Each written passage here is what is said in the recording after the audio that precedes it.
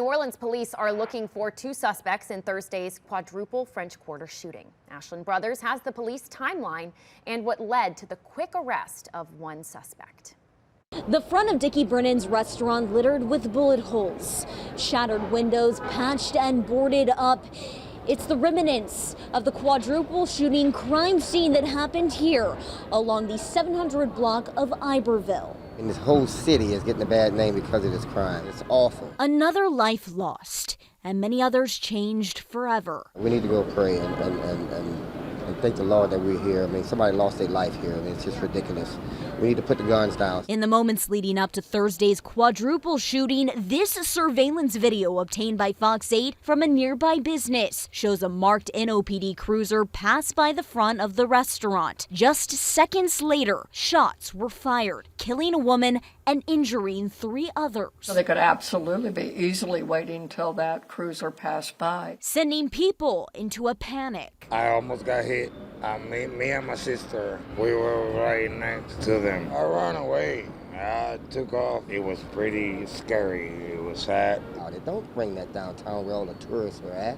I mean, you're putting a lot of people's lives in jeopardy. NOPD Superintendent Ann Kirkpatrick says French Quarter crime cameras captured the shooting, identifying these three suspects, their vehicle, and allowing for a swift response. We are able to find you. We are able to solve it. Don't even do it.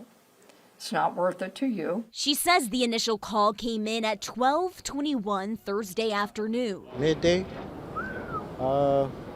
That's kind of crazy. Obviously, they feel like they could do whatever they want. Within 38 minutes, police located the suspect's vehicle. 16 minutes after that, officers stopped it in the 7th District and arrested Nicholas Murana. That is the level of excellence that our police department, your police department, does. Investigators believe the victims were the intended targets. I know that the community feels, and understandably so, this rash of violence. It happens so often, it's just like they're numb to it, they're immune to it. Many residents are calling for more police in units, walking on horses and bikes as a crime deterrent. Kirkpatrick says they've dedicated a lot of resources to the area. This is not an area plagued by a violence. I wouldn't live there if it did. She says there have been 115 murders in 2024, compared to 181 to this time last year. Last November, 20 murders. So far this month,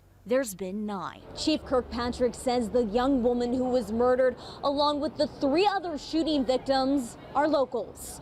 In the French Quarter, Ashland Brothers, Fox 8, Local First. New Orleans District Attorney Jason Williams questions why Nicholas Murana, who was wearing an ankle monitor at the time of the shooting, was still on the streets despite violating his parole. We prosecuted Mariana earlier this year. Using the evidence we had, we could only get a sentence of probation. He was out on probation. Probation and parole asked that he be revoked because he was in violation of that probation in less than a year. He was rearrested for domestic abuse in September. Williams says his office requested his probation be revoked, but a judge denied the motion. Murana was instead issued an ankle monitor and released. Now, Matt Dennis, who oversees the company tasked with watching Murana's ankle monitor, says near daily violations were constantly reported to the court over 2 months. Both Dennis and Williams placed blame on criminal district judge Leon Roche, claiming he was too lenient with Murana. And police continue to search for the suspected accomplices, 21-year-old Daniel Murana and 23-year-old Daryl Adams. If you have any information about the shooting, you can share an anonymous tip by calling Crime Stoppers.